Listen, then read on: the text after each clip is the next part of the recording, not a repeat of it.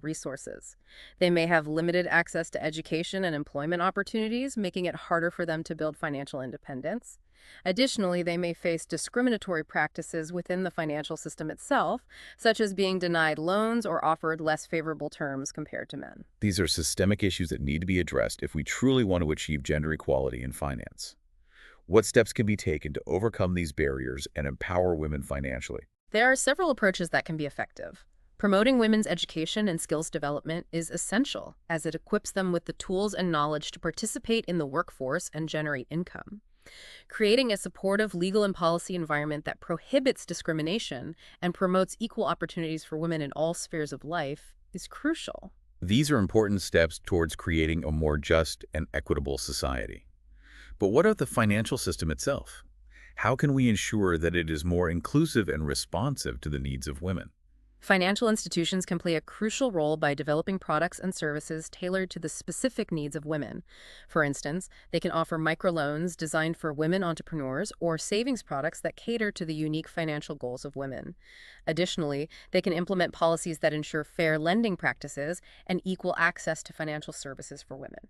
It sounds like achieving true financial inclusion requires addressing these deeper societal issues and working towards greater equality and empowerment for women. Absolutely. We can't achieve one without the other. The Global Findex database, which we mentioned earlier, has highlighted the persistent gender gap in account ownership in developing countries, including India. This gap prevents women from fully participating in the economy and controlling their own finances. It's a reminder that financial inclusion is intricately linked with social inclusion and empowerment. Closing the gender gap in finance is not just about economic progress. It's about social justice and creating a more equitable society for all. Precisely. It's about recognizing the unique challenges women face and taking proactive steps to address those challenges, both within the financial system and in society as a whole. This requires a collaborative approach involving policymakers, financial institutions, civil society organizations, and communities working together to create a more inclusive and equitable financial landscape. This deep dive has been incredibly insightful. We've explored the definition of financial inclusion, India's progress and initiatives, the challenges that remain, and the importance of global assessments. We've also touched on the crucial link between financial inclusion and social empowerment, particularly for women. I'm eager to hear more about potential solutions and the way forward for India in achieving its financial inclusion goals. Can we delve into that now? Absolutely. Let's shift our focus to exploring potential solutions and strategies that can help India achieve its financial inclusion goals. One crucial aspect is leveraging the power of technology to bridge the gaps and reach underserved populations. That sounds promising. Can you elaborate on how technology can play a role in advancing financial inclusion in India? Absolutely. Let's shift our focus to exploring potential solutions and strategies that can help India achieve its financial inclusion goals. One crucial aspect is leveraging the power of technology to bridge the gaps and reach underserved populations. That sounds promising. Can you elaborate on how technology can play a role in advancing financial inclusion in India? India has witnessed a remarkable surge in digital adoption in recent years. Mobile phones and internet access have become increasingly prevalent even in rural areas. This presents a unique opportunity to leverage technology to reach those who have traditionally been excluded from the formal financial system. We're not just talking about online banking, but using technology to transform the way financial services are delivered and accessed. So technology can be a powerful tool for reaching the last mile and bringing financial services to those who need them most. Exactly. Think about mobile banking apps that provide basic financial services in local languages, making it easier for people who are not literate in English to access and use these services. Or consider biometric authentication systems that can overcome literacy barriers and make transactions more secure, reducing the risk of fraud and increasing trust in digital financial services. That's fascinating. Technology can truly be a game changer in making financial services accessible and user-friendly, even for those who have been traditionally excluded. Are there any specific examples of how India is already using technology for financial inclusion? One of the most prominent examples is the Unified Payments Interface, or UPI, which we mentioned earlier. Developed by the National Payments Corporation of India, UPI has revolutionized digital payments in the country. It allows for seamless, real-time money transfers between bank accounts using mobile phones. I've used UPI myself, and it's incredibly convenient. It's made paying for everyday expenses so much easier and faster. I can see how it's transforming the way people transact in India. And the beauty of UPI is that it's interoperable. You can use it across different banks and payment apps, making it a truly inclusive platform. This interoperability has been crucial for its widespread adoption and has helped to level the playing field in the digital payment space. It's truly a testament to India's innovation in the digital payment space. What other technological initiatives are contributing to financial inclusion in India? Alongside UPI, the government has also launched initiatives like the Bharat Interface for Money, or BHM app, which further simplifies digital payments, especially for those who are new to using mobile banking. BHM app provides a user-friendly interface for making transactions using UPI and has been instrumental in promoting digital financial literacy. It's amazing to see how these innovations are making digital transactions accessible to a wider audience. So digital payments are clearly a key area where technology is making a significant impact. What other areas hold potential for leveraging technology to advance financial inclusion? Another exciting area is the use of artificial intelligence, or AI, in financial services. AI can be used to assess creditworthiness, even for those who lack traditional credit histories, by analyzing alternative data sources like mobile phone usage, bill payment history, and social media activity. This can open up access to credit for those who have been excluded from traditional lending due to a lack of formal financial records. That's incredible. AI can really help to level the playing field and provide opportunities for those who have been traditionally underserved by the financial system. Are there any other ways AI can be used to promote financial inclusion? AI can also be used to provide personalized financial advice, helping people make informed decisions about savings, investments, and insurance.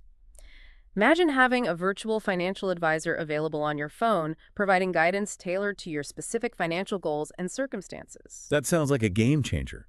Personalized financial advice can empower individuals to make better financial decisions and achieve their financial goals. But what about the concerns around data privacy and security, especially with AI accessing so much personal information? How do we ensure that these technologies are used responsibly and ethically? You raise a crucial point. As we embrace AI and other advanced technologies, it's essential to establish robust data protection frameworks and regulations. We need clear guidelines on data usage consent and security measures to safeguard individual privacy and prevent misuse of information. It's a delicate balance between harnessing the power of technology and ensuring that it's used responsibly and ethically. Absolutely. Open discussions and collaborations between policymakers, technology providers, and consumer advocacy groups are essential to strike that balance. While technology holds immense potential for advancing financial inclusion, we need to be mindful of the risks and ensure that individual rights are protected. I completely agree. It's an ongoing process that requires continuous dialogue and collaboration to ensure the technology is used for good and that its benefits are accessible to all. Now, while technology is a powerful tool, we shouldn't overlook the role of traditional institutions like banks in promoting financial inclusion. That's right. We've already discussed some of the initiatives taken by banks, but I'm curious to know what more they can do to contribute to this effort. How can banks further leverage their existing infrastructure and expertise to reach those who are still excluded from the formal financial system? Banks have a critical role to play in expanding financial inclusion. They have the infrastructure, the expertise, and the reach to make a significant difference. While they have taken steps to open branches in unbanked areas and offer services like no-frills accounts, there is still much more they can do. I'm interested to hear your thoughts on this. What specific steps can banks take to become more inclusive and reach those who have traditionally been excluded from the financial system? One key area is product innovation. Banks can develop financial products that are specifically tailored to the needs of low-income individuals, rural communities, and women. These products should be affordable, easy to understand, and accessible through various channels, including mobile banking and agent networks. Could you give us some examples of such products? What kinds of financial products would be most beneficial for these underserved segments? Microinsurance products that provide affordable coverage against specific risks, such as health emergencies or crop failure, can be extremely beneficial for vulnerable populations. These products can help mitigate the financial impact of unexpected events and provide a safety net for those who are most susceptible to shocks. That's a great example. Affordable insurance can make a huge difference in the lives of people who are living on the edge of poverty. What other kinds of products could be developed? Banks can also develop savings products that encourage small, regular deposits, making it easier for people to build a financial safety net, even with limited incomes. These products can help individuals develop a habit of saving and provide a secure way to store their money, reducing their reliance on informal savings mechanisms that may be less reliable or safe. So it's about creating products that are relevant, accessible, and meet the specific needs of those who have traditionally been excluded from the financial system. What else can banks do beyond product development? Financial literacy is another crucial area where banks can contribute. They can organize workshops in local communities, offer online resources in multiple languages, and even integrate financial education into their customer interactions, providing guidance and answering questions as people conduct their banking transactions. By taking a proactive approach to financial education, banks can empower individuals with the knowledge and skills to manage their finances effectively and make informed decisions. That's a great idea. Turning everyday banking interactions into learning opportunities can make a huge difference in promoting financial literacy and building financial confidence among customers. Are there any other ways that banks can contribute to financial inclusion? Banks can also partner with community organizations, NGOs, and government agencies to reach a wider audience and tailor their financial inclusion programs to specific needs.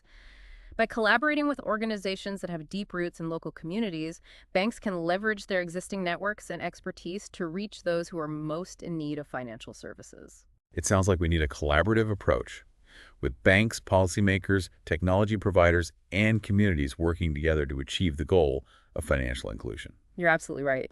It's a collective effort that requires commitment, innovation, and a shared vision of a future where everyone has the opportunity to participate in and benefit from the financial system. This conversation has highlighted the incredible progress India has made in advancing financial inclusion, but also the challenges that remain. We've explored the role of technology, the importance of financial literacy, the need for consumer protection, and the crucial role of banks in reaching underserved populations. It's clear that financial inclusion is a complex and multifaceted issue, but it's one that is essential for India's development. And that wraps up our deep dive for today. Don't forget to like, subscribe, and hit that notification bell to stay tuned for more insightful discussions. We'll see you next time.